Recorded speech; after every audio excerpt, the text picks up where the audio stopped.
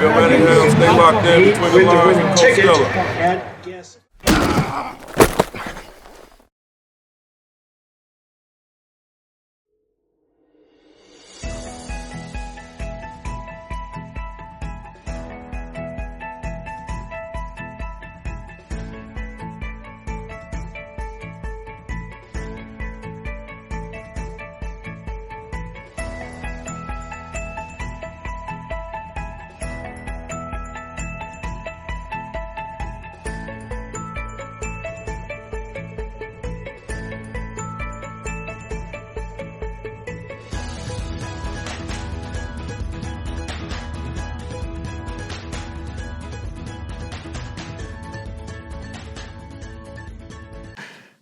Let's go, bro. Let's jump right into Peak performers, man. Let's get to it. Shout out to our amazing sponsor, Phillips Care Training. My brother, Mike Phillips. We appreciate you, brother. Love you, brother.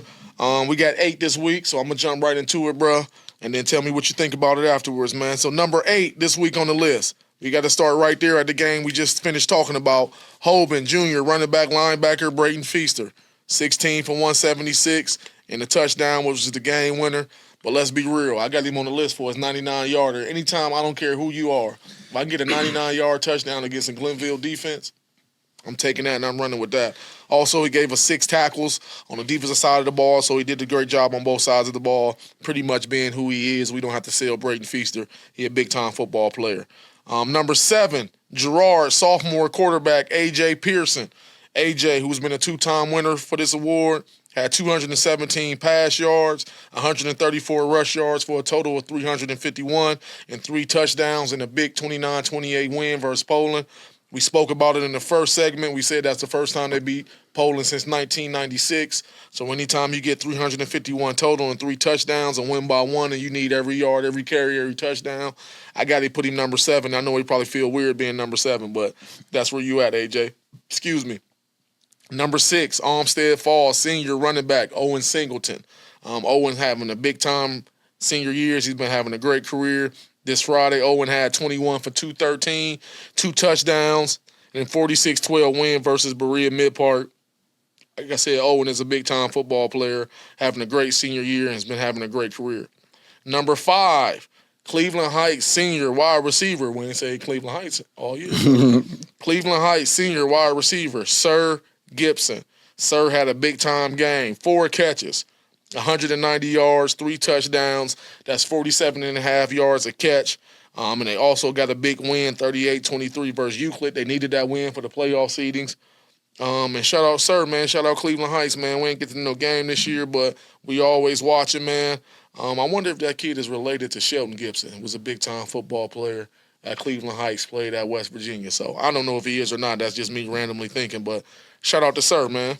Put it in the comment section. Number 4, let us know. Number 4, Fitch, senior linebacker, Marky Fitzgerald. Marky been having a big-time year. This is the second time he's been on the list. Defense, I know you like defensive players on the list, L. So Marky, from his linebacker spot, had 8 tackles, 3 tackles for loss, 2 pass breakups, and had a big pick 6. And they won 21-12 versus Erie McDowell. Like I said, this is Marky's second time on the list this year. Marky having a hell of a senior year. Anytime you're a linebacker, give me 8 tackles, give me 3 behind the line of scrimmage, give me 2 pass breakup in the pick 6. He kind of checked every box for a linebacker. So shout out to Marky. Had a big-time game. Keep doing your thing, baby. Number 3, Wadsworth, sophomore quarterback, Bryson Hall.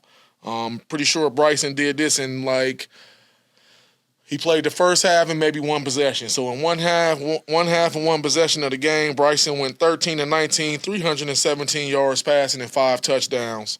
In the big 62-21 win versus Nordonia. It was a blowout. If the game would have been a little bit closer or a bigger game, he probably would have been closer to number 1. But anytime you have them numbers, I got to have you on the list somewhere, somehow. So he went through for 317 and 5 touchdowns for only a sophomore. Kid got a bright future. Shout out to Bryson. Keep doing your thing, baby. Number 2, I had to combine these 2, bro.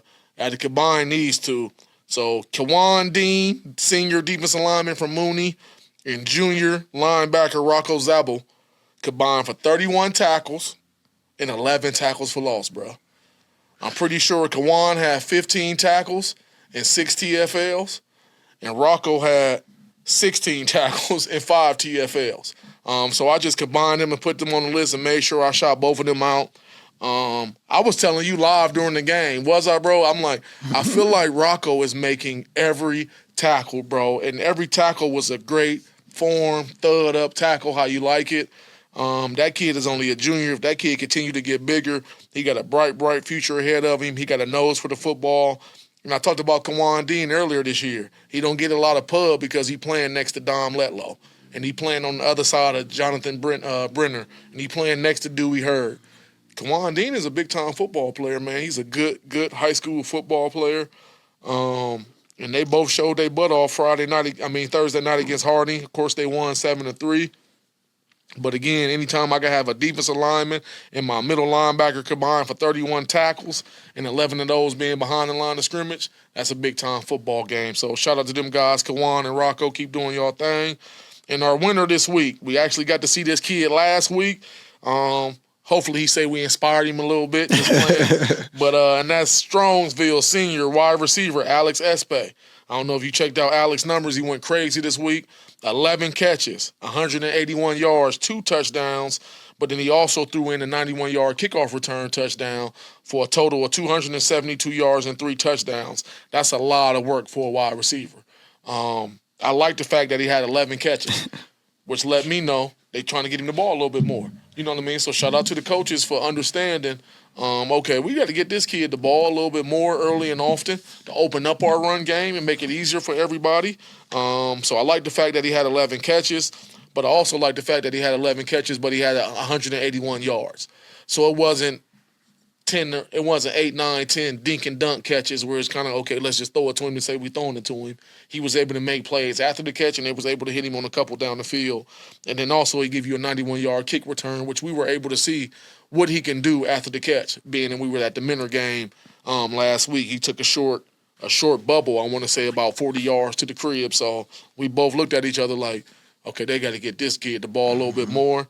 And shout out to the coaching staff for doing it the next week and understanding it and getting it to him and doing it before we get in the playoffs. Now we got a couple weeks to kind of, okay, let's kind of work this in with our run game a little bit more. And now that's going to open up another receiver or a tight end or what may have you. So shout out to Alex Espe, baby. Keep doing your thing, big dog. Check the mail. We'll be sending something to you. And that's our PCT, Peak Performers of the Week, bro. What you think? Man, I said a bunch of ballers like always. Of course, AJ Pearson, he keep his name on our paperwork. Braden Feaster as well. Like you mentioned, though, for the winner, shout out to Alex Espe. We seen him. I said he got some boogie. If you haven't seen him, go on YouTube, type in his name, you watch how he play. Real shifty, real electric, and he tough. Tough kid too. He tough. We seen he'll go across the middle. Yep. He don't win. We seen him go across the middle, take some hits, pop back up, and get back up there and get busy. So, congratulations, Alex. Keep doing your thing. Like Coach said, you got some things in the mail, and that's our PCT Peak Performer of the Week. Who gonna be?